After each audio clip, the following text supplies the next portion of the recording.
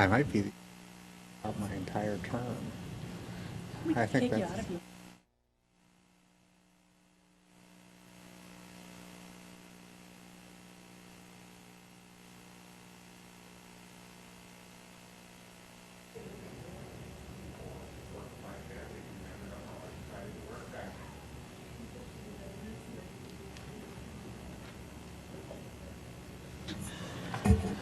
We are waiting for one more member, but we are going to go ahead and start, and we'll just prolong before we get into the first case until she gets here. She's just a couple minutes away.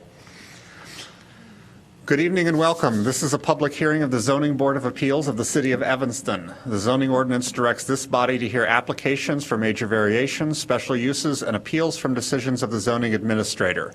Depending on the type of matter, this board will either make a final determination or send its recommendation to City Council. Will you please call the roll? Matt Rogers. Present. Scott Gingold. Present. Myrna Aravallo. Present. Violetta Cullen. Present. Andrew Gallimore. Present. Mary Beth Burns. Here. Beth McLennan. With 6 members currently present, we do have a quorum. Also present tonight are zoning planner Melissa Klotz, planning and zoning administrator Lori Pearson, and assistant city attorney Mario Tretto. This is a formal meeting and there are rules that govern our proceedings. Most importantly, only one person speaks at a time to accurately record the proceedings. Anyone who wishes to address the board regarding any matter on the agenda will have the opportunity to do so at the appropriate time. Our procedure is to hear from staff on the documents on file and then receive testimony and other evidence from the applicant or appellant. Next, persons who wish to make a statement regarding the matter may do so at that time. Any person with a legal interest in property located within 500 feet of the subject property may present evidence, reasonably question witnesses, or seek a continuance of the hearing. When all supporting and opposing testimony and statements have been heard, the applicant or appellant will be given the opportunity for rebuttal or a closing statement.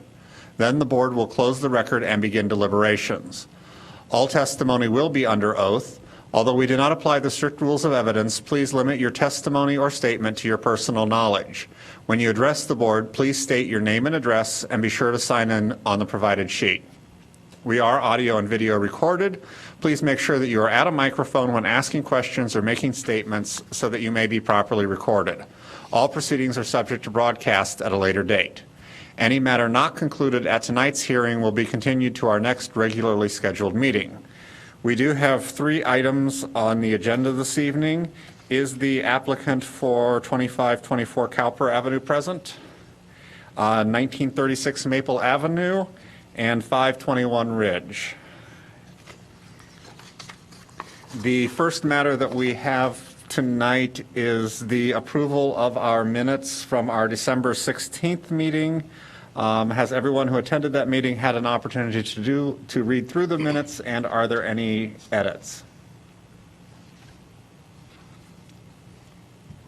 With that, is there a motion to approve the minutes? I make a motion to approve the minutes of December 16th. Is there a second? Second. It's been moved and seconded for approval of the minutes for December 16th, 2014. Any further discussion? Hearing none. All those in favor, please say aye. Aye. Aye. Opposed? I will note that any member not voting was not present at that meeting. With that, we will go ahead and read into the record our first case, which is 2524 Cowper Avenue. Vince Weber, architect, applies for major zoning relief to convert an existing one-car attached garage into livable space with an addition and construct a one-story mudroom addition and a 2-car detached garage. The applicant requests 36.4% building lot coverage, where a maximum 30% is allowed. Zoning Code Section 6827. A 26.2-foot front yard setback where 27 feet is required. Zoning Code Section 6828A1. And a 2.9-foot north interior side yard setback where 5 feet is required. Zoning Code Section 6828A3. The Zoning Board of Appeals is the determining body for this case. Documents included as part of the record include variance application dated December 1st, 2014, standards form, zoning analysis, plat of survey dated December 16th, 2006, site plan, elevations, image of property, aerial view of property, zoning map of property, and DAPR meeting minutes of December 10th, 2014. Thank you. I will note for the record that our final member, Beth McLennan, has joined us, therefore taking us up to our full complement for the first time in a while of all 7 members. If at this point I could have anyone who may be speaking to us in the matter of 2524 Cowper Avenue be sworn by raising your right hand. Do you swear or affirm to tell the truth throughout the course of these proceedings? Thank you. If you would please come up to the microphone and state your name and address for the record. Thank you. Good evening. My name is Vince Weber. I'm a designer with Normandy Builders in Hinsdale. I'm representing my clients, Shelley and Jason Hecker. I'd like to go over just a couple details, if you don't mind, as I tend to be forgetful of very, important content at times. So I'm going to read a little bit of a prepared statement, if that's okay, just to make sure I keep it nice and short, concise, yet I cover all the detailed points, if you don't mind. Just a little bit of background. Shelley and Jason live in their house. They've been there since 2007. They've got three children. Just wanted to give you that little bit of info. Next, I just want to cover my first interactions with the two of them. They made it very, very clear, as most people do in engaging in a remodeling company to improve their home, that they really needed more living space. Jason has a desire to work out of his house more often, so trying to figure out a way to get a home office was a very, very strong desire. They're also very much engaged in the teaching of their children musical instruments, so maybe a dual-purpose home office music room was really something they were desiring. They also, like most old homes in Evanston, I'm sure you hear this all the time, lack storage.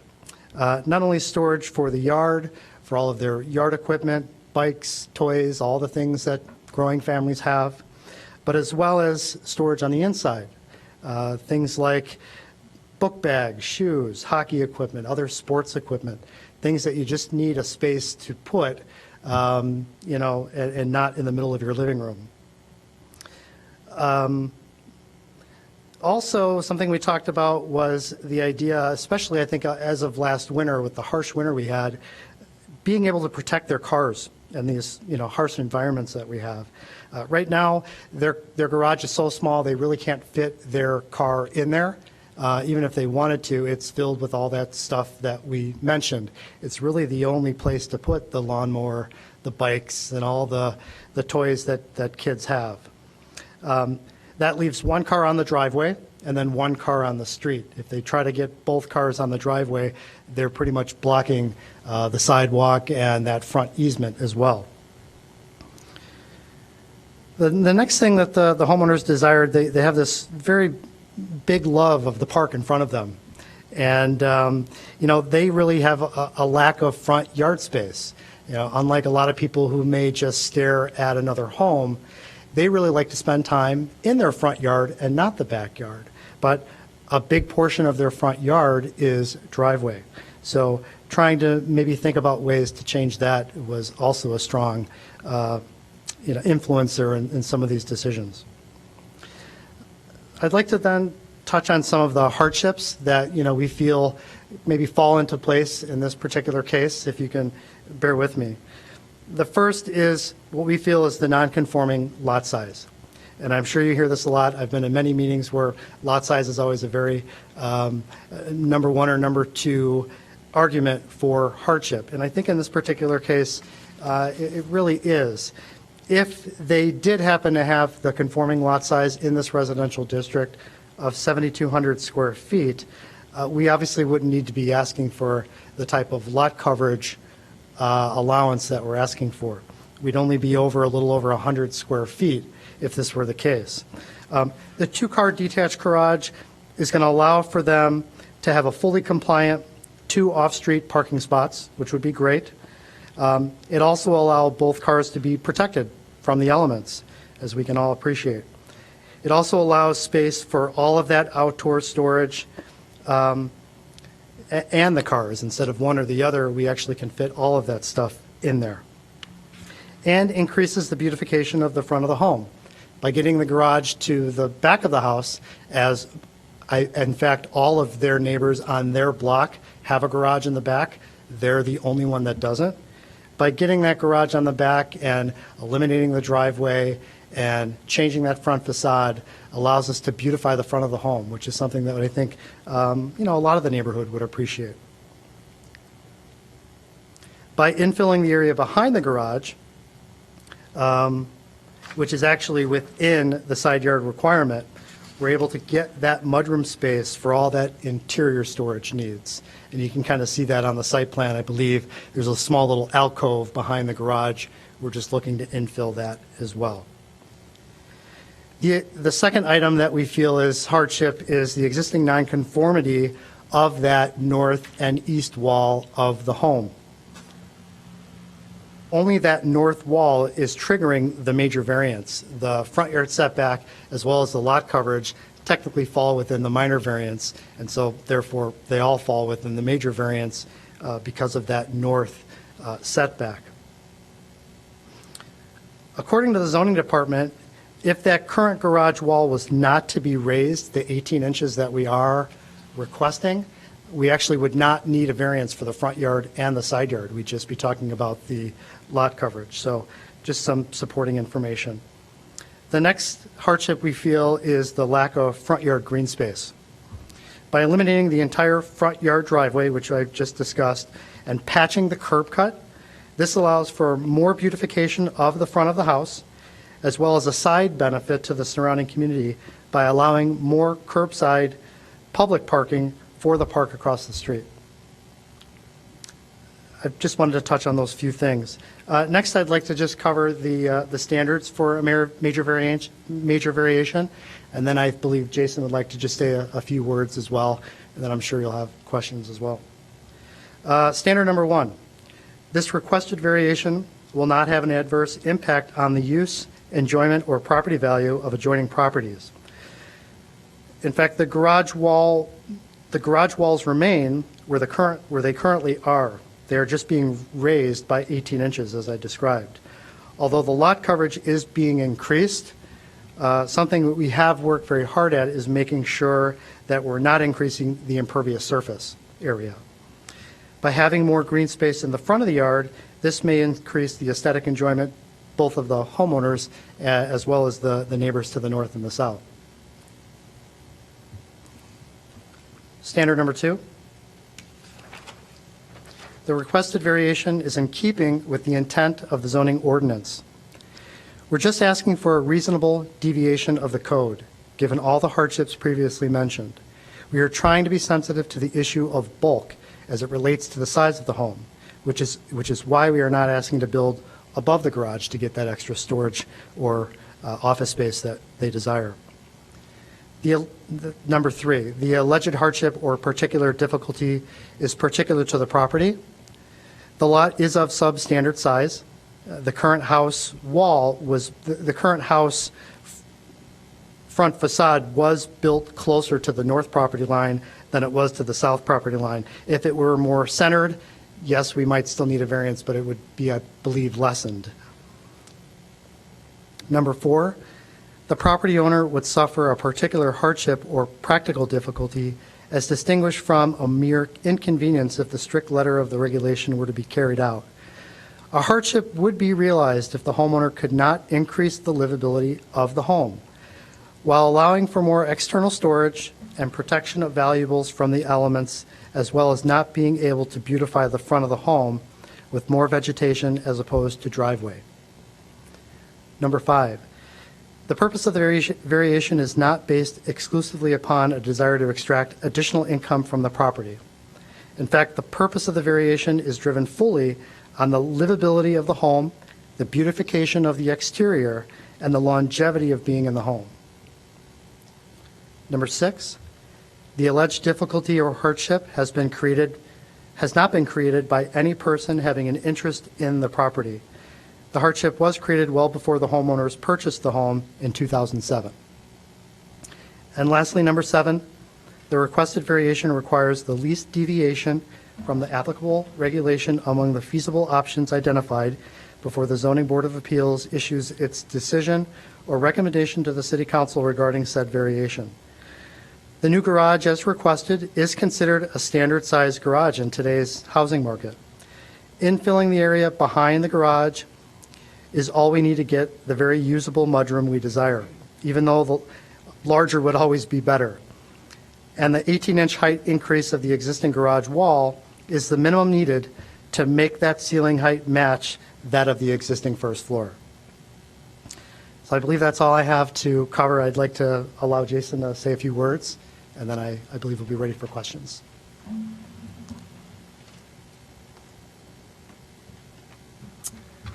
Hi, name's Jason Hecker, residents of 2524 Copper Avenue.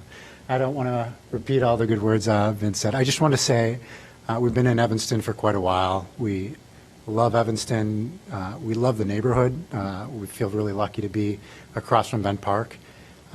This is where our kids play, where our best friends live.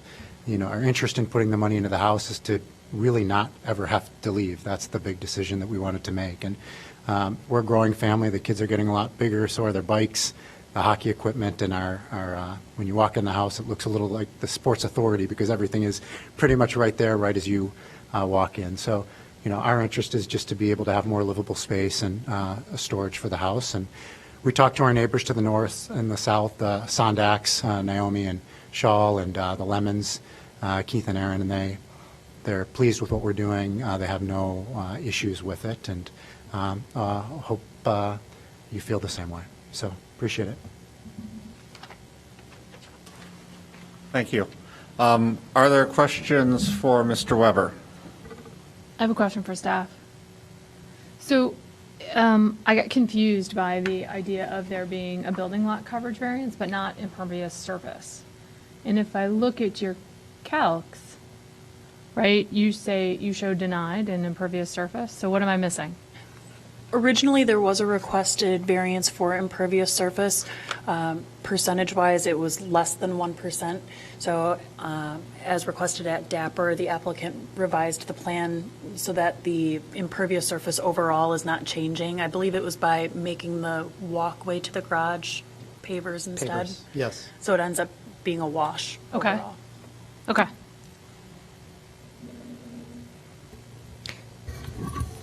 So our packet just isn't updated to reflect that.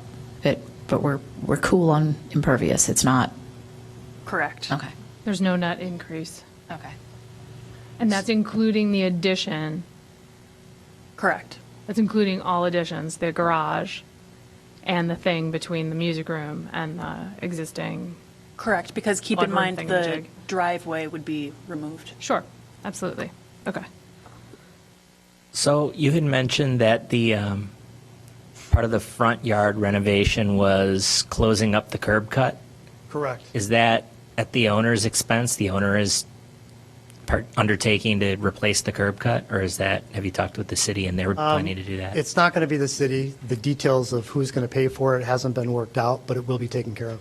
And is that, I assume, also whatever concrete runway there is on the parkway there before you get to the sidewalk? Correct, that'll be removed as well. So that's just an omission in the plan then? That Yeah, you're still showing that actually apron? is not the updated site plan that was approved by DAPR. Right. Which would show the pavers as well, or the steppers. It does, it shows, Do you have a copy? Do you have a copy of that by any chance? I may. I'd love to make it an exhibit.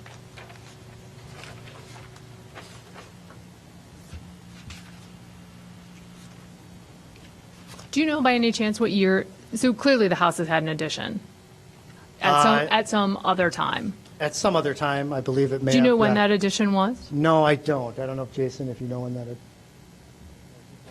95? Okay, so long before you owned the house. Sure. Okay.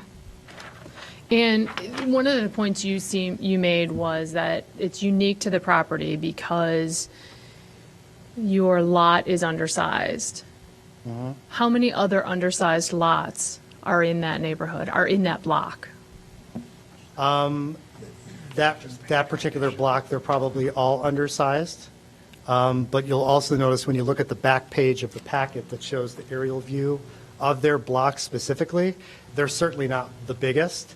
And it also goes to show how many of them actually do have garages. In fact, the garage behind them is a 3-car garage.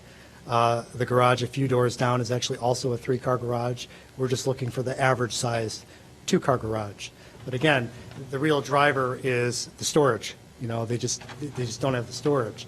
And, if they had the adequate lot size to fulfill the lot coverage at 30%, I think, we'd be looking at a minor variance. And again, I don't want to dismiss the zoning board's responsibility. It's certainly not my intent.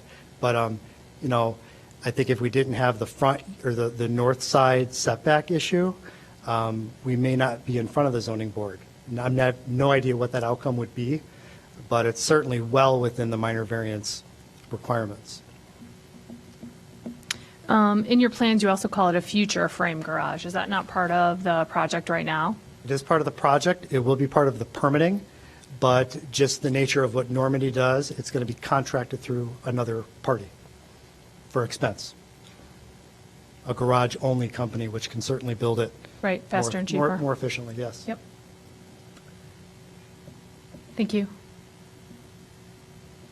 Were you able to find that updated site plan? I'm sorry, I did. We looked at it, it's part of the packet, but it still has that. It does have that the apron in it. Yeah. So when we go through our conditioning, We could submit that as part of the condition. that'll for be sure. part of our conditioning, that would be returned to green space.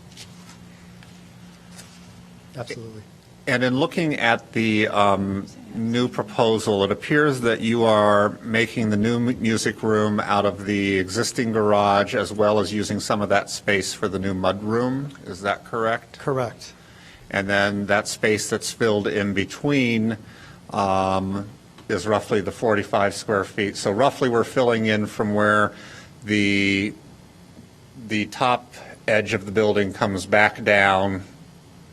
We're filling in from there over to about where that 5'10" marking is. Is that correct? Yes, I would say that square is about that 7x6 dimension. Okay. And what currently is on top of that garage? I noticed there's a railing that goes around. Is that accessible from the house? It is accessible from that front north corner bedroom, and it is a big reason why we chose the roof style that we chose, because I still need to fulfill the egress requirement. And rather than make that front window bigger, it would be the only window on that front facade and it would look out of place. That roof line allows us to convert that door to a window that does fulfill the egress requirement. Okay.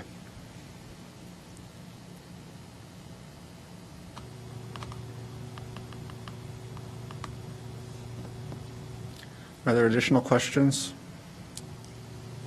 I just have a curious question, which is why is the roof on the garage higher than the roof on the mudroom? That mudroom does actually step down one step. So from, I don't know if you can go back to the floor plan, but from the existing kitchen sort of eating area, you see the Right. single line that actually Yep. steps down, therefore causing that roof, because it is, and actually I think even the ceiling height in that sort of powder room, hallway, mudroom is less than the existing first floor. The existing first floor is around 8.5. That mudroom area is really at 8 feet. So it's a combination of a lower ceiling height and stepping down.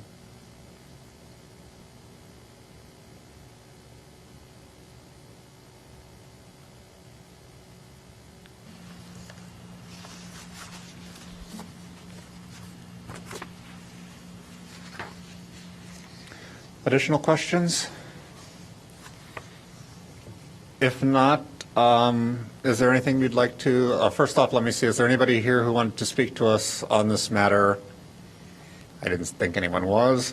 So anything you'd like to say in summation before we close the record and begin our deliberation? Jason, anything to say? No, we just hope for your consideration. Thank you. Thank you. I'll open it up to general comments from the board, but based on the questioning, I don't think there seems to be much opposition to the proposal that's before us. My problem with over lot coverage is usually because it messes up impervious, but if they're staying under with impervious, I'm pretty happy with that situation. With that, we do have 7 standards that we must find are met, and we will go through those to mark our findings on those particular standards, although the applicant did so just a few moments ago. Number 1, the requested variation will not have a substantial adverse impact on the use, enjoyment, or property values of adjoining properties.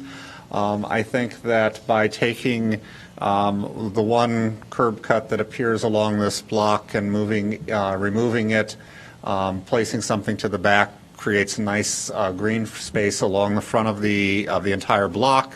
We've not heard anything from anybody nearby saying that they believe their property values will be substantially impacted by this, so I believe that standard number 1 has been met. Number 2, the requested variation is in keeping with the intent of the zoning ordinance. There are a couple of issues that come into play here. One of the things that the zoning ordinance does is try to maintain the general appeal of neighborhoods, this being an area that opens onto a green space, the fact that we would love to see a continuation of that green space across the street in front of this existing property. Also, one of the things that we're concerned about is trying to create off-street parking wherever possible, taking this plan and converting what is a small one-car garage into existing living space, or into new living space, and then creating a new garage at the rear of the property, I think also meets the general intent of the zoning ordinance, so that standard is met. The alleged hardship or practical difficulty is peculiar to the property. We've heard some testimony about the size of the property, but we hear that testimony at every case, basically, because Evanston likes to create substandard lots. But we find that in this particular case, because of the way the house is situated, that if the house had a few more feet on one side, it probably would not even be before us, but would be going as a minor variation. I would say that the particular hardship is peculiar to this unique property, so that standard is met. Number 4, the property owner would suffer a particular hardship or practical difficulty as distinguished from a mere inconvenience if the strict letter of the regulations were to be carried out. What we are looking at here is a change in lot coverage, and the particular areas where we're finding that increase is to fill in a space that's kind of a dead space between 2 existing parts of the structure, that being the existing garage and the area to the rear of that where the powder room and entrance to the kitchen are located, as well as the addition of the 2-car garage. Neither of those things is something that I feel is an extravagant request. It's things that we typically see people coming before us to request the addition of a 2-car garage. So I feel that standard has been met. Number 5, the purpose of the variation is not based exclusively upon a desire to extract additional income from the property. There is nothing that we've heard or that would lead us to believe that in any way the property owners are going to make money by creating this 2-car garage or creating the powder room or existing or the additional living space. So I believe that standard has been met. Number 6, the alleged difficulty or hardship has not been created by any person having an interest in the property. Although the property owners have held the property for a number of years, it appears that the last addition to the property, the last change occurred a number of years before they acquired the property, and that they have in no way created anything that would create this particular hardship or difficulty. So that standard has been met. And number 7, the requested variation requires the least deviation from the applicable regulation among the feasible options identified before the ZBA. This is one where we typically have some discussion, but because of the fact that we're seeing no increase in the impervious surface, that's all being mitigated by using of pervious pavers, removal of existing hardscape, that we tend not to see a large increase in anything other than the lot coverage, and that in and of itself is a minimal. It's basically the garage is what we're including here. So I believe that that standard has been met.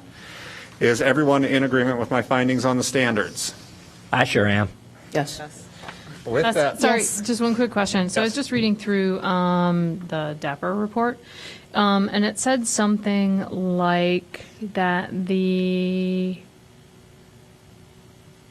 rear walk will be a pervious paver, which is different from the idea of a stepper, because steppers don't count an impervious surface, and pervious pavers do, It was 80%. It was calculated as pavers, and it is Okay. compliant for impervious surface that Okay, way. thank you. with that point of clarification, I will ask if there is a motion for 2524 Cowper Avenue. I move in the matter 14 ZMJV-0152 with regard to 2524 Cowper Avenue that we approve the variations requested on the condition that the property be developed in compliance with the documents and testimony of record, but in particular calling out the applicant's commitment to restore the curb cut and apron in the front yard, as well as to use impervious pavers or steppers for the walkway in the backyard, which were not, none of which was presented to us in document form. The only clarification I'd like to make is that they're pervious pavers, Right. not impervious. They should be pervious pavers, which allows the water to go through.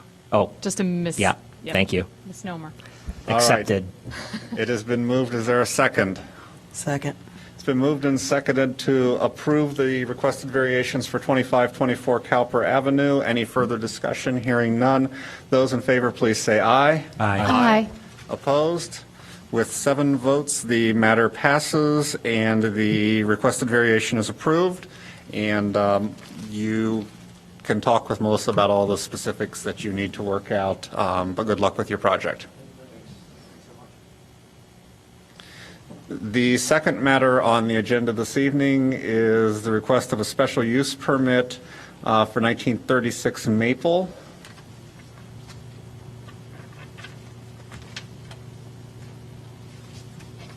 If that could please be read into the record. Reed Merdinger, potential lessee, applies for a special use permit for a Type 2 restaurant, Clucker's Charcoal Chicken, at 1936 Maple Avenue.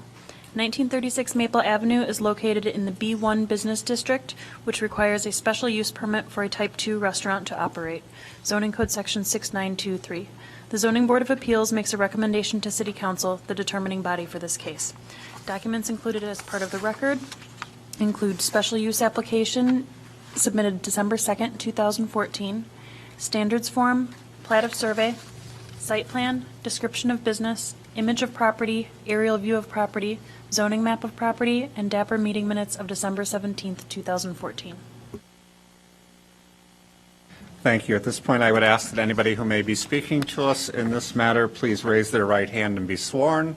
Do you swear or affirm to tell the truth throughout the course of these proceedings? I do.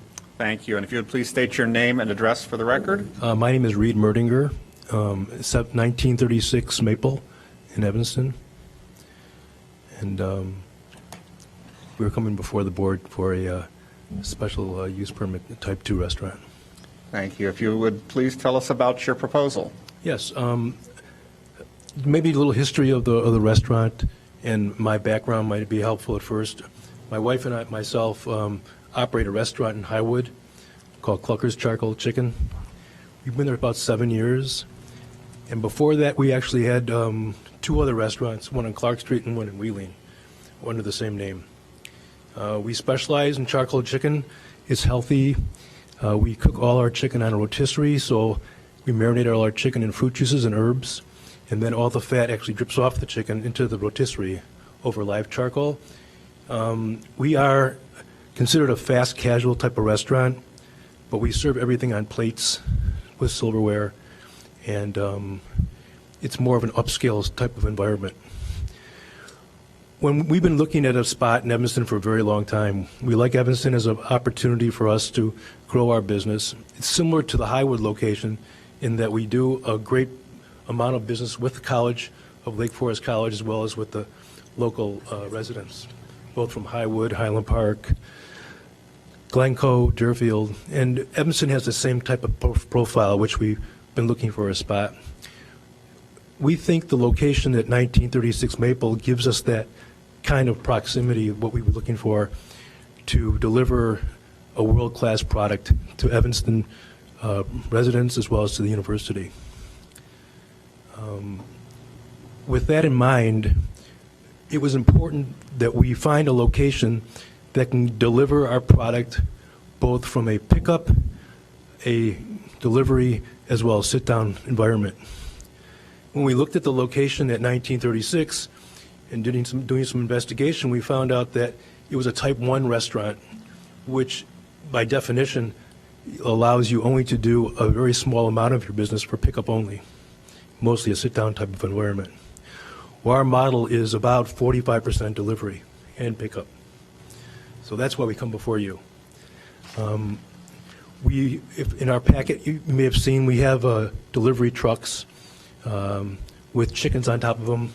It helps market our product, gives us an identity to the community, as well as makes a point of difference in what we're doing. People deliver Chinese food, deliver pizza, but our product is very upscale, and nobody does it like we do. So I stand before you with the request to change the type of permit to a type 2 to allow us to do the delivery and pickup, which is a big part of our business. How much of your business is the delivery? About 40%. And in Highwood or in all your locations? We only have one other location in Highwood. Oh, the other locations you mentioned are closed? We used to have one on Clark Street and one in Wheeling. Okay, so That it's, was like 34 years ago. and you're expecting this location also to be about 40% delivery? I think so. I know one of the issues is where do the trucks park? Where do the employees park? I did a little bit of homework on that and checking with my landlord. We're going to identify 2 spots out of, I think there's 16 or 18 spots behind the building for just our parking. And then across the street, northwestern in the corner of Maple and Foster, is a parking lot there. We can park cars that are open to the public at 4 o'clock every day, and on Saturday and Sunday, it's all day long. So that gives us an additional parking for both our employees as well as our patrons and trucks. What are your proposed hours of operation?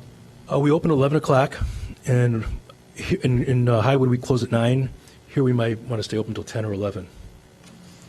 And so you mentioned the parking across the street becomes open at 4. What do you plan to do before 4 o'clock? Well, most of our employees will be taking public transportation to get to work.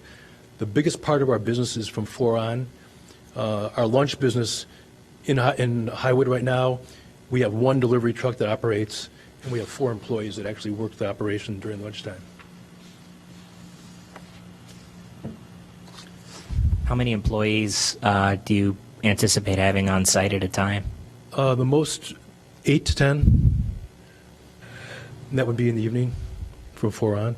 And you mentioned you'll have 2 dedicated parking spaces to serve those 8 to 10 employees? Correct. Well, employees, you're saying? Yeah. Okay. Most of my employees will be taking public transportation, as they do now, with the L being located at Foster and Maple. That gives my employees a really good proximity to getting to work. So I don't think that's going to be an issue as far as employees where they're going to have to park, because most of them will take public transportation To where? to work To work where? on Maple. You're already open in the location? I think I just misunderstood. No, we're not open yet. Okay, so they don't take public transportation to that No, location? but they will. Most of my employees that I will be hiring will be taking public transportation to come to work. A lot of them work in the city, will be taking public transportation coming to work.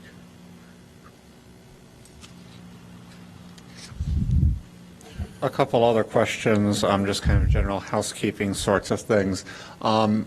When you receive deliveries from your food purveyors, Cisco, US Foods, whoever you use, where will those deliveries be made? In the back of the restaurant, there's actually a receiving door in the back. Most of our deliveries are probably going to be delivered like they are now, between 8 and 10 o'clock in the morning. And how many days a week roughly do you get delivery? Between 2 and 3. Mostly they come on Wednesdays and Fridays. Okay. You know that as a type 2 restaurant, we have a litter collection plan in the city of Evanston, which requires the picking up of any trash within 250 feet of your establishment. Are you familiar with that? Actually, Melissa did send me a copy of that, and I read it over. And you have no problem No, adhering to that? I think it's like every 3 hours, you need a patrol between. I didn't even know there was a time limit in Yeah. it. I don't know these things. I just know it's 250 feet. And I have to have you say that you agree to I agree it. to that, yes. And then one other thing that was noticed was that, although this is not something that is particular in our purview, but you are proposing to have beer and wine. We do now. I think we open without it. But to say we won't ever have it, I can't say that. Okay. And then the last question is, I don't know what the current kitchen establishment is there, but will you be required to do any additional venting or have any additional equipment installed that you know of? Yes, we do. We'll have the black iron that exists on the side of the building will be sufficient to handle the exhaust system, but we need to install a new exhaust system into the kitchen. Okay. Plus, we'll be buying equipment to go underneath that canopy. Okay. And the last thing is that I noticed in the DAPR minutes, there was discussion about a backflow preventer being installed. But I wasn't aware of that, and in talking to my architect, he confirmed that that will be done. Okay. Are there additional questions for the applicant? Yeah, so just going back to the parking situation, since we're talking about hypothetical employees who we may or may not know whether they're going to drive or take the L, are you amenable to a condition that your employees will be prohibited from utilizing the street parking that's available there? Yes. I'm sorry if I may have confused the issue, but most of my employees, they're not hired yet, so. Right, I expected. That's okay. All right. You anticipated the issue correctly, so. Okay, thank you. Additional questions? Was there anybody else who wished to speak to us on this matter? I saw a hand go up over here. So if you'd like to have a Sure, I'll be seat. happy to. That's okay. You can come up. If you want to grab that microphone that's on the stand, then Mr. Merdinger can answer from the question, or answer any questions you may have from there. So actually, if you'd like to hand that to him, and then he can sit down and you can stand there. And if you would begin by stating your name and address, please. Luke Farron, and address is 1006 Foster. And if you just have a look at that map, we have the garage that opens up directly to the back of that parking lot, and on the back side of the parking lot. So yeah, right there. And a lot of my questions have kind of been answered, but I might be repeating some of the questions that are already coming. Just as like a practical matter of understanding, you would be surprised how inaccessible this alley can be for a variety of reasons that are already existing in the neighborhood. Okay. So they have minor concerns about the delivery vehicles that they're coming in and out of that alleyway, but your position was that you would have parking spots somewhere in the lot and then otherwise using the northwestern lot. Right. And then so basically the only alley issue there is going to be your deliveries, your incoming deliveries. Right. Right. So I don't have an objection to the application per se. I guess what I would just say is 90% of the issues that come up are winter issues at this site, and you would be surprised the way that landlord plows that parking lot and where some of the snow ends up. And it becomes a practical matter of sometimes I've got to maneuver myself into the back of that parking lot to get out of my garage, essentially, is what it comes down to. So I do have a little bit of concern about a delivery truck being parked there at 9 in the morning or, in the work time hours, and I don't know if there's anything we can practically do about that, but. Well, I'm sorry. Yeah. In practicality, these delivery drivers are trying to get in and out as fast as they can. Right. Because they have multiple stops on their loads. But I can tell you that where I am right now, we're in a strip center with an alley that runs the entire length of the strip center. So we take deliveries, and so does 12 other stores. And I can assure you that as a good neighbor, if there's an issue, we'll work it out and make sure that the trucks, if they're in your way, they'll move. And if there's a time issue that you find that they're obstructing you getting in your garage, my wife is going to be at the restaurant along with myself, and we're more than happy to work with you. It's terrific to hear, and like I said, I wasn't coming in here expecting the worst situation. I just wanted to I think we're kind of uniquely impacted by the situation, the way that's lined up, so I just wanted to ask a couple questions of that, and so I do wish you luck, and look forward to good smells when we have a south wind. You will. Thank you.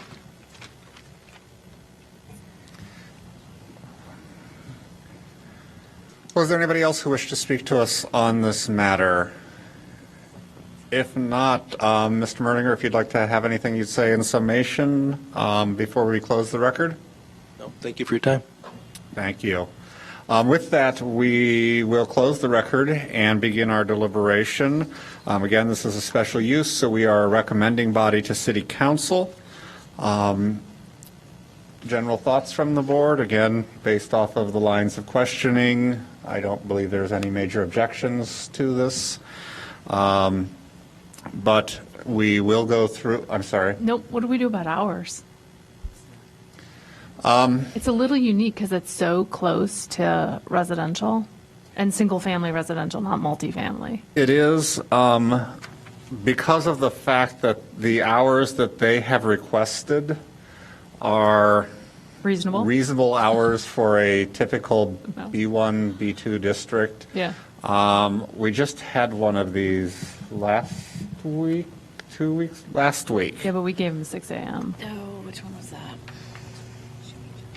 Oh, yeah. I know. We will give you more hours Than you probably than you want, but we make them as part of the, were they in a B1 district though, or they were downtown? They were downtown. Downtown core. So that's not the same. I mean, I would say that it's kind of up to us. They're requesting 9, possibly 10 o'clock as closing hours because of the area that it's in, with them wanting to do delivery for university, things like that. I would say I'm comfortable doing a, 11 p.m. close during any day of the week, really. And then with them opening, I would say a 9 a.m. open to an 11 p.m. close. That gives them a little bit of leeway if they decide to expand hours. Maybe they want to do only delivery for that last hour, whatever they want to do.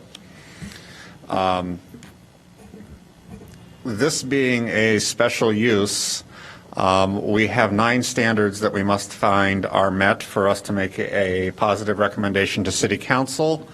So we will run through those unless anybody has anything else to add before. With that, the first standard is it is one of the special uses specifically listed in the zoning ordinance. In looking in a B1 business district, we do find that a type 2 restaurant is one of the specific listed uses, special uses that may be permitted, and so that standard has been met. Number 2, it is in keeping with the purposes and policies of the adopted comprehensive general plan and the zoning ordinance is amended from time to time. This being a business district, and the current are the previous site of a type 1 restaurant, a type 2 restaurant. The basic change between the two is the addition of delivery and increased takeout. But we would expect to find our restaurants in our retail districts, and we find most of those in either the downtown core or in our B or C districts. So I believe that putting a restaurant in this type of an establishment along what is a fairly well-traveled street in our downtown is in keeping with the comprehensive plan and zoning ordinance, so that standard is met. Number 3, it will not cause a negative cumulative effect when its effect is considered in conjunction with the cumulative effect of various special uses of all types on the immediate neighborhood and the effect of the proposed type of special use upon the city as a whole. Again, mentioning that this is just a change in the type of restaurant that is operating, the addition of the delivery, which we're to understand is about 40 to 45% of takeout and delivery, and about 50% or 60% in-house dining. Doesn't seem that we're drastically changing the nature of this establishment. And because of the fact that, again, we're on a major area, we have public transportation which is servicing this area, I don't believe that we will see a negative cumulative effect, so that standard is met. Number 4, it does not interfere with or diminish the value of property in the neighborhood. We have had one neighbor who has spoken to us, and his concern was about delivery trucks coming and going and how that would impact alley traffic. But we've heard nothing from any of the neighbors, nor do we have anything that would cause us to believe that property values would be diminished by the addition of this restaurant. If anything, having an establishment that's operating within the storefront as opposed to an empty facade does what it can to improve property values. So that standard has been met. Number 5, it can be adequately served by public facilities and services. The one thing that we did mention was the fact that during the DAPR meeting, there was a discussion about the plumbing, which the applicant is aware of, and we believe that that will be taken care of. But there doesn't seem to be anything else. The existing venting to the exterior of the building seems to be able to accommodate what is there. They will be doing internal work, but we do not believe that there's any reason why the public facilities and services could not handle the load being created by this restaurant. Number 6, it does not cause undue traffic congestion.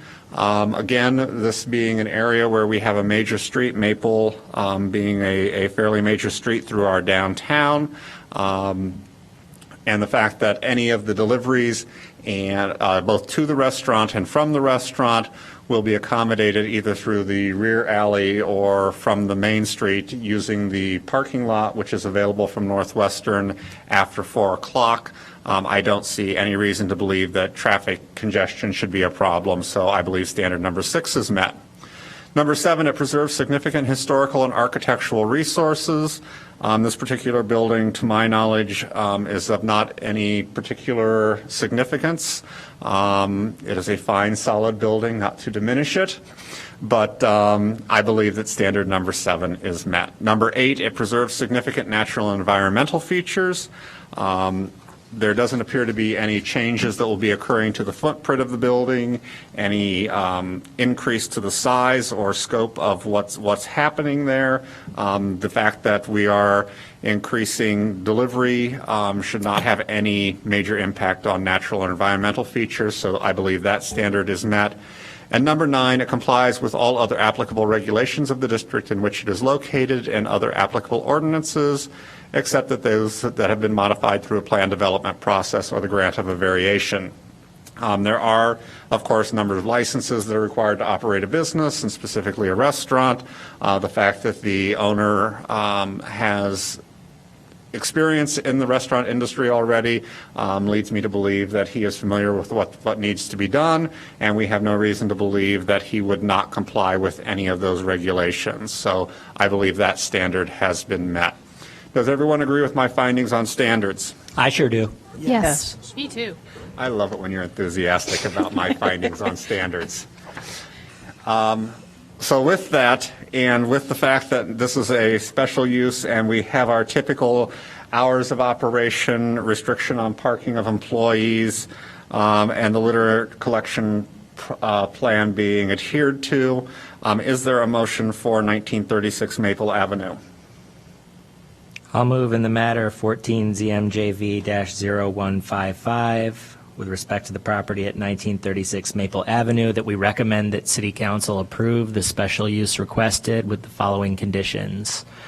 That the hours of operation be limited from 9 a.m. till 11 p.m., that employees be prohibited from utilizing street parking, and that the applicant be familiar with and adhere to the city's litter and garbage collection plans and otherwise develop the property in compliance with the documents and testimony submitted. It's been moved. Is there a second? Second. Moved and seconded. Any further discussion? Hearing none. All those in favor of recommending approval of 1936 Maple Avenue to City Council, please say aye. Aye. Aye. Opposed? With that, vote is 7-0. It will go to City Council with a favorable recommendation. Melissa will work with you on letting you know exactly when you're going to be before council and anything that you might need to do upcoming. With that, we will move on to our final case of this evening, which is 521 Ridge Avenue. And if I could have that read into the record, please. Kenneth Hazlett, architect, applies for major zoning relief to establish one open parking space in the front yard. The applicant requests an open parking space that is not within 30 feet of the rear property line, where open parking is only permitted within 30 feet of a rear property line. Zoning Code Section 6463B18. Open parking in the front yard where open parking is prohibited, Zoning Code Section 6828A1, and open parking in front of the principal structure where open parking is prohibited, Zoning Code Section 61621C1. The Zoning Board of Appeals makes a recommendation to City Council, the determining body for this case. Documents included as part of the record include variance application submitted December 5th, 2014, standards form, zoning analysis, plat of survey dated June 10th, 2014, site plan, elevations, image of property, aerial view of property, zoning map of property, and DAPR meeting minutes of December 17th, 2014. Thank you. At this point, if I could ask anybody who may be speaking to us on this matter, 521 Ridge Avenue, please be sworn by raising your right hand. Do you swear or affirm to tell the truth throughout the course of these proceedings? I do. Thank you. And if you would please state your name and address for the record. Certainly. My name's Ken Hazlett. I'm an Evanston-based architect. My business address is 609 Dempster Street in Evanston. Thank you, Mr. Hazlett. If you would please tell us about your proposal. Sure, of course. If Melissa, if you could pull up the plan. It's kind of a unique property in that it's located on Ridge, of course. You know Ridge, it's a busy street. There's no parking or anything. And the lot goes all the way from Ridge east to Elmwood. It goes all the way through. My clients, Linda and Hal Gerber right here, have lived in the house for 40 years, and they'd like to continue to live in the house, but they're getting older. And although in the past there's a garage off of Elmwood in the back, they've walked, and you know the topography of this part of Evanston, you know, Ridge is high ground, and then it goes down towards the lake, so Elmwood is quite a bit lower. And so they walked up and such, but as they get older, they'd like to stay in the house, and what they're asking permission for is a driveway off of Ridge. And as I understand the zoning code, that's really not the variance. They're allowed to have a driveway and a curb cut. But doing the turnaround, creating the turnaround for the car, we're not trying to create a parking space here, but it automatically creates a parking space. So we need the zoning variance because they'd just like to have a driveway to come in, drop off themselves packages and such, and pull back out. They're not really trying to create a parking spot, but a parking spot is created, and that's why we're here before you today. Like I said, Sorry, Sure. just for clarity, are you suggesting it's not going to be used as a parking spot, but that it's as a matter of fact, is a parking spot? Well, our intent is not to use it for a parking spot. We don't really want to create another parking spot, but just creating the turnaround, the driveway in, and then a place to turn around the car and go back out, that automatically creates a parking spot in the front yard. Once you create a curb cut and a concrete means of entering the property, it's considered a parking space. That's why when we have had people before who have had a driveway that has gone all the way through the property and they've decided to rebuild the garage and enter off an alley, we've required that entire area to be torn up and replaced with sod because it's still considered a parking space. This situation is a little unique just because of the facts on Ridge Road, which is a busy road, and they don't have the option of parking on the street out front and coming up to the house. Their only way to access the house right now is to park in the back on Elmwood or in their garage and then walk uphill, and it's quite a steep grade uphill from the back. They didn't really create this hardship. This is the lot was platted this way a long time ago. The house dates from the rumor is it from the mid-19th century. I think it's one of the oldest houses in the neighborhood there. We did look at the option of trying to approach the house from the rear by having a driveway that came up the rear yard. The problem is, and I don't know if you could pull this up, Melissa, I had a photograph in there of the back of the house.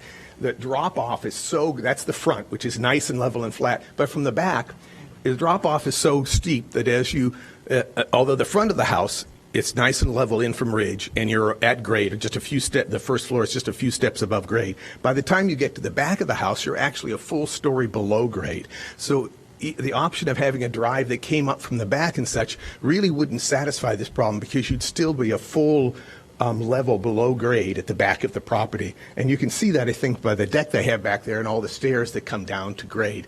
And then it drops off further, of course, to Elmwood and such. So the having the driveway and such from the back, it didn't really solve the problem, didn't make the house accessible for them as they age. And so that's why we are proposing to have the driveway on the front.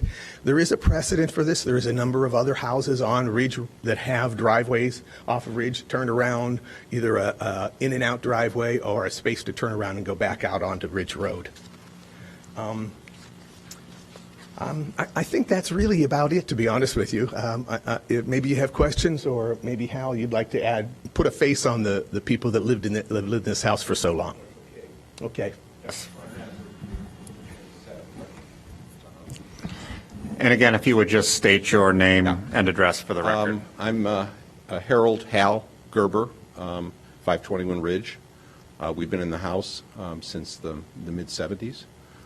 We're longtime Evanston residents, and we love it, and we want to continue to stay in the house. We love the house. We've raised 2 children there, and now our grandchildren are of age, so we did a little work to be able to make some more space for them, but we're just trying to make this so the house is going to support us as we get older. As Ken said, it's kind of an odd-shaped lot, and we're really looking for just a way to be able to pull in front, drop off stuff, and pull back out.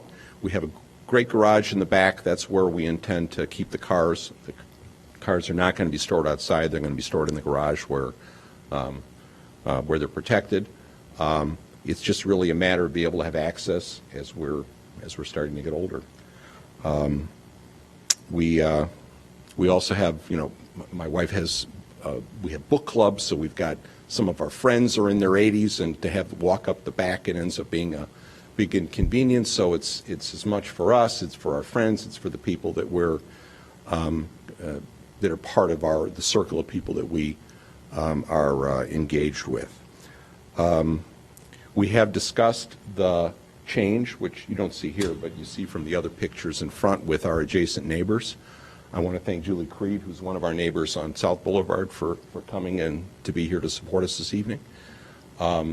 What the concerns that our neighbors may have are all things that we'll work out and make sure that are not going to be an issue. There were some things that came up in the earlier meeting, and both of our neighbors that are directly adjacent to us in front, we will make sure that they're, that they're not inconvenienced by what we're doing in the front of the building. And I just want to thank you. Are there any questions for Mr. Gerber? Thank you. Thank you. I saw another hand go up for someone who might want to speak to us. Did you want to speak to us, sir? Sure. If you would come up to the microphone, please, just so we can make sure that it is picked up for the recording. My name is Peter Camberis. I live at 427 Ridge, right down the street from these gentlemen and the wife. I was just curious, what were the other concerns that the other residents may have had for this change?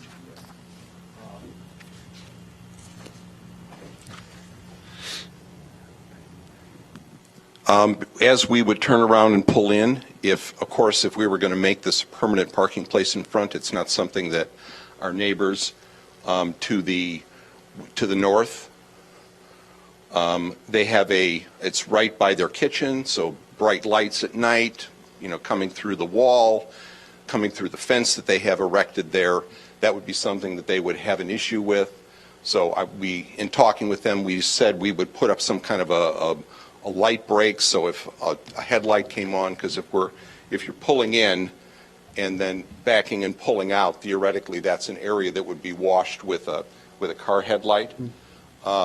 So what we would do on the inside, and the other thing about the lot is we're trying to maintain all of the old trees that are there. So we're not going to touch any of the really nice old foliage that's part of the heritage of this particular lot. So this would be behind the trees, and we would end up putting a little break in some way to just make sure that light isn't going to be bathing the side of their house, which already has a wall, but the wall has gaps. It's a wood wall with gaps in between, so that there's some concern that maybe the light's going to come through a little bit of gaps. And so that's the Don Leventhal and Margie, who are the couple that live on the corner, and we've talked, and we're going to come up with a way to make sure, if we have the approval to do this, that the light isn't going to give them a problem in this area of that part of their house. So in fact, this is just going to be used as a turnaround for dropping off groceries or Yes. whatever. So there won't be parking overnight in that spot. The only thing that there might be is if we had a guest that was there, and they might, it might be there, but it would be very, very Infrequent. Yeah, it's going to be infrequent because we would like to keep cars closed in. We've been in Evanston long enough that we've had a lot of cars on the street that have had things pulled from them, broken windows, things missing. So we like locked up vehicles, and that's the way we want to, to continue to live with in our space. Just one more question. Sure. Are there, on Ridge from Oakton North, are there any other residences that have parking spaces in front of the homes on Ridge? Do we know that? There are a number of homes as you move a little further north that have a semicircular drive. That I've seen. There are some. I don't know that anybody has a parking pad out front. There is one that's even on the street that's further south that has a little area over the side where the pad does park. South? Yeah, How far south? It's within maybe 4 or 5 houses south of where we are. It's actually on the 500 block of Ridge. Okay. Okay, thank you. Also, to clarify for everyone, circular turnaround driveways with 2 curb cuts are allowed specifically on Ridge Avenue. However, this property does not meet the minimum lot width to allow that, which brings it to this. A point of clarification. In going to the property, there appears to be a curb cut for the existing garage. In the back. And there appears to be another curb cut that is there to the south of where the garage is. Was that ever in the time that you've owned the house, a functioning driveway, a parking pad, anything, or is it I think it might have been part of a barn or something that was on the back of the residence when this was the farmhouse and the area around it was the farm. So when we moved in 40 years ago, it was there, it was never removed. Okay. And if that would end up being an issue, we'll be happy to take care of getting it, filled in. That's if that's kind of an unsightly piece of the street. No, I was more so was just curious as to why that curb cut existed. And again, it appears to go literally to the sidewalk and die. Yeah. It's So, an old garage or an old barn of long ago. okay. Are there particular questions for the applicant?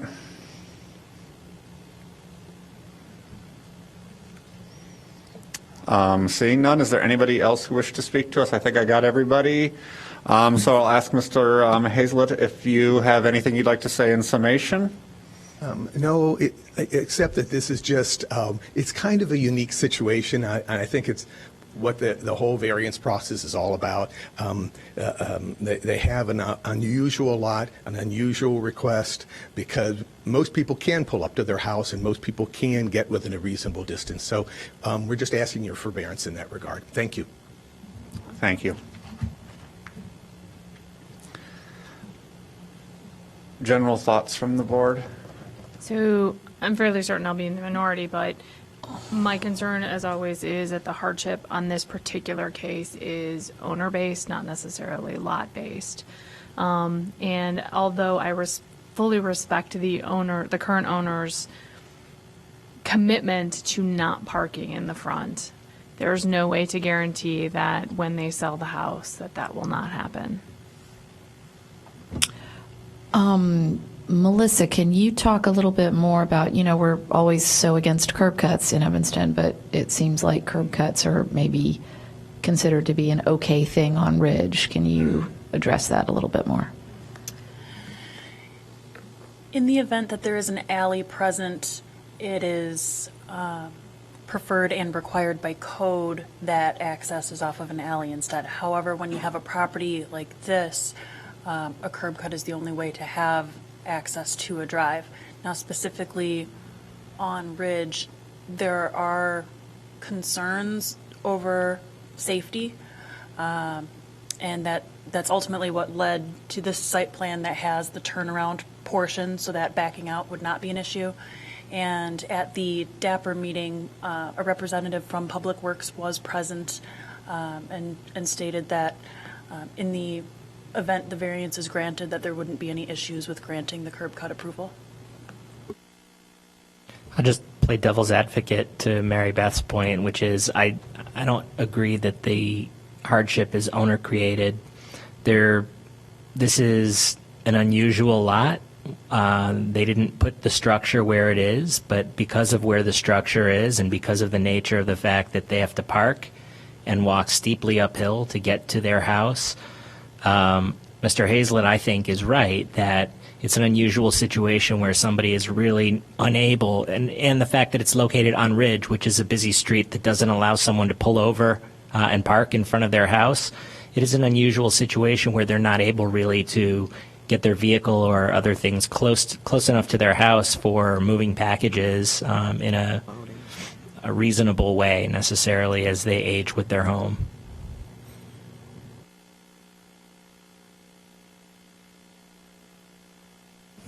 There's going to be disagreement on this as we go through the standards, because I tend to be of the opinion that creating any parking spaces in front yards is something that we should not do as a board.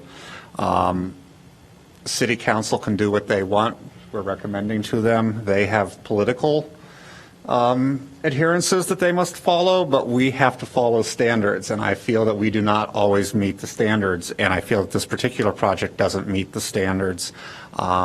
It is a through lot, which is a unique property in Evanston, but we see already that there is a garage existing off of the entrance on Elmwood, which is perfectly fine. The lot does have an increased in grade as you go up to ridge, hence the name ridge.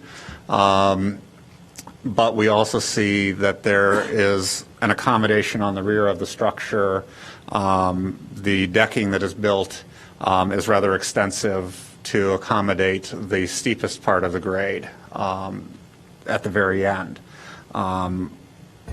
But we will go through the standards, and I will encourage anyone who disagrees with my findings on particular standards to state so at that particular time, and then we will go through and make a recommendation to City Council. Again, this is recommendation, so Before you do the standards, I just wanted to respond to your point about the board not approving front yard parking, and I tend to agree. And I think on the cases where we have considered that, I've been pretty outspoken about not adding front yard parking. However, because of the location of this property on Ridge, it seems to be that front yard parking, as that term is being used here, is fairly commonplace and consistent with the character of the neighborhood. when you don't have lots that go all the way through. Because this is one of the few lots that we have along Ridge that runs from Elmwood to Ridge, and as you go north in the city, the two streets get even wider apart. If you look at the particular property here, I believe South Boulevard is the very top part of our picture there, and we see there are 3 houses over the length of this lot, which is 300 feet deep. And if we look at the houses to the south of it, we see that there are houses fronting on both Elmwood and Ridge, which creates a situation in which the houses that are south of the subject property don't have an alley access, don't have any way to create any parking on the lot except to come in through the front. But those spaces tend to lead to garages in most of those situations. We've heard testimony that one, I believe, in the block between Oakton and South Boulevard is in fact a parking pad, but most of them tend to lead to a parking space, or we find the semicircular drives, which again are allowed because of the fact that there is no other access to the property except through the front. I would just add that to me it's a hardship because you're right, it is a through lot, but if you look, it's a good 150-foot walk from the rear of the garage to the back of the house, which is, I mean, half the length of a football field. So I think that's pretty, especially when you're aging in the house, that's a pretty substantial walk, you know, even in the summertime, to walk half the length of a football field to get to the back of your house. But just let me ask this question. Let's say the owners haven't been residents for 40 years. They just bought the house and they're spry 25-year-olds. Do you have the same argument? If you can't say the same argument, then the hardship is specific to the owners and not specific to the property. I would make the same argument because I think that owners should have an ability to pull over near an entrance to their home to unload their cars, and these people don't. I mean, I'd say even a young couple. Because of the shape and location of the lot. I mean, even a young couple, 150 feet to walk to carry a child into the house. I mean, that's, for any age, it's a long walk. I mean, the only other solution you would have was to actually build a garage closer to the house. And now you're creating concrete going from one end of Elmwood all the way to half the property into Ridge. If the concern is the future resident and parking cars in that front space, we could suggest a condition that overnight parking in the spot not be allowed. I think there are ways to try to alleviate concerns that allow the use of the property consistent with the use of other properties right on this block and accommodating the owner's needs. I don't think we're going to come to agreement. So what we will do is we will go through the standards, and again, we are a recommending body in this particular case. The first standard is the requested variation will not have a substantial adverse impact on the use, enjoyment, or property values of adjoining properties. We've not really talked a lot. We've heard some testimony about how screening will be used to prevent any impact on the neighbors to the north in the particular turnaround. but we've not really heard anything that property values are going to be drastically diminished by the addition of a parking pad which is what this is, whether it's used for parking or not. By definition, if I'm not mistaken, it is a parking pad, correct? Correct. But we've not heard any reason to believe that property values will be diminished. So I am willing to state that standard number 1 has been met. Number 2, the requested variation is in keeping with the intent of the zoning ordinance.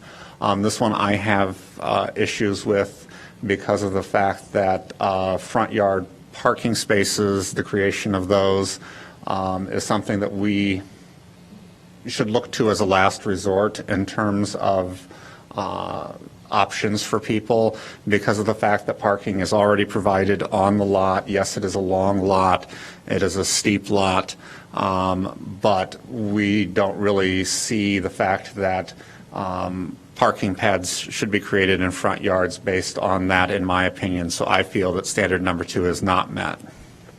I'll disagree with your finding. I happen to agree with your finding. Disagree. Disagree. Disagree. Are we going through? Well, I guess everybody else has stated. Yes, all right, I'll disagree as well. So did you get all of those? Okay, thank you. Number 3, the alleged hardship or practical difficulty is peculiar to the property. This one is a bit of an issue, again, as I've stated. The fact that there is access to the property from the rear, be it from Elmwood Avenue, which is a street and not an alley. There is access to the property from both sides, both front and rear, which I feel is what we would expect to find in most properties. Like I said, along Ridge Avenue, we tend to have areas, though, where we run into only access from one side, that being from the front. But I don't feel that the particular hardship being stated or the practical difficulty is peculiar to this property. Disagree. I agree. Disagree. Disagree. Disagree. Disagree. Standard number 4, the property owner would suffer a particular hardship or practical difficulty as distinguished from a mere inconvenience if the strict letter of the regulation were to be carried out. This one is, again, going to be a debated issue. I am willing to state that, yes, it is a practical difficulty to not be able to pull right to your front door and unload. However, the property as it stood has stood this way for 40 years, and it has served its use. It was probably has served that use long before the 40 years that the current owner has had it. So I am willing to allow that this standard has been met. I agree with you. It has been. For the record, I disagree. I don't think that standard's been met for the reasons I stated before. Thank you.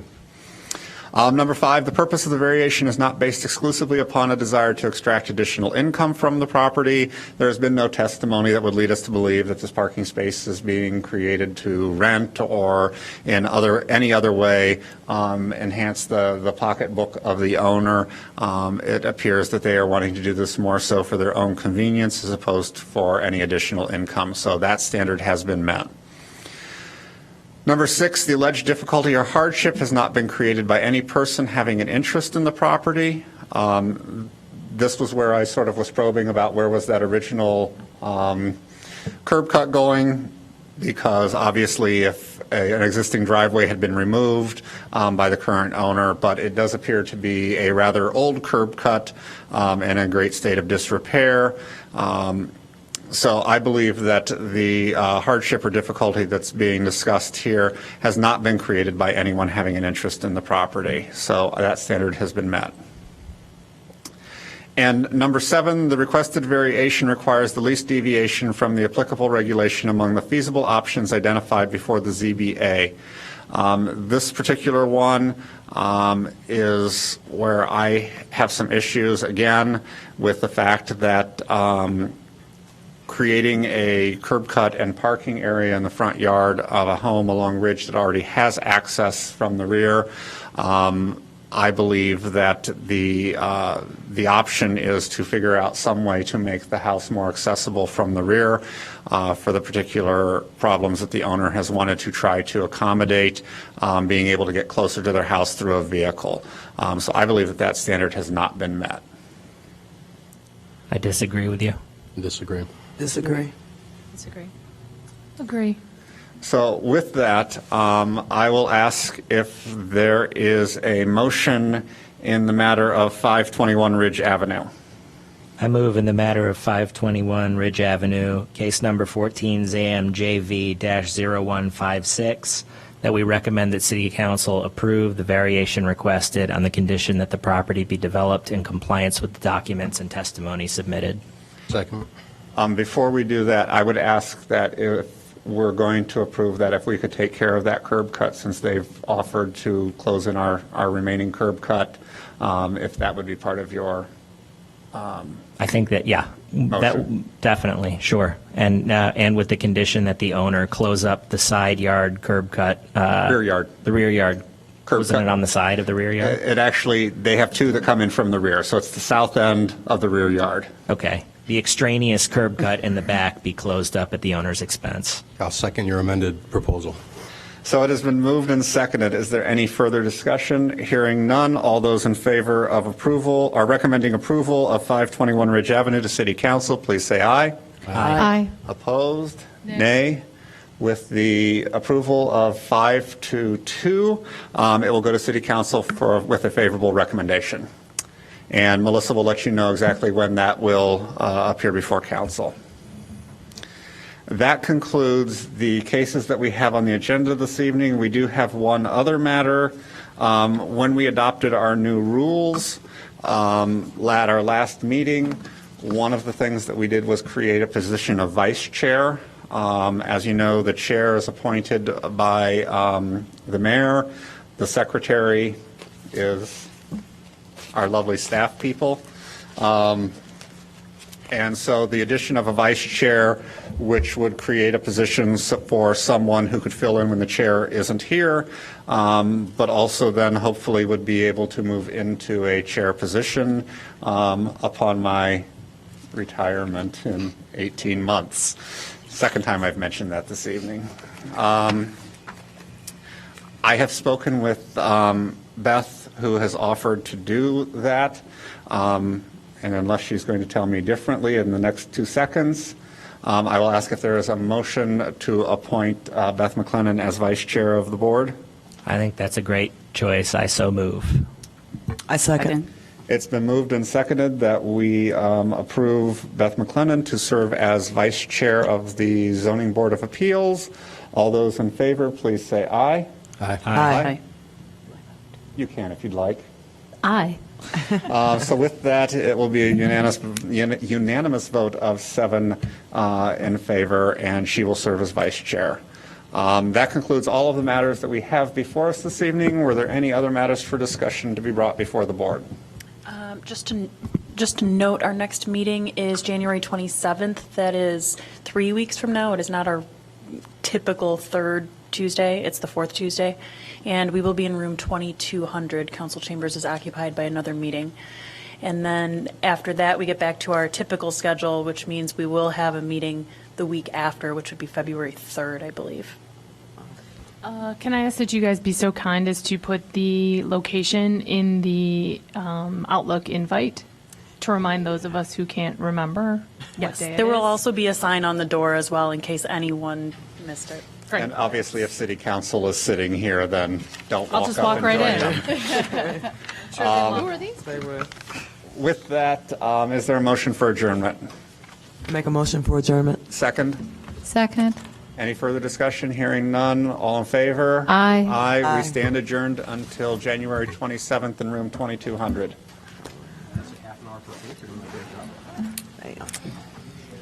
Damn. There you go. I love it.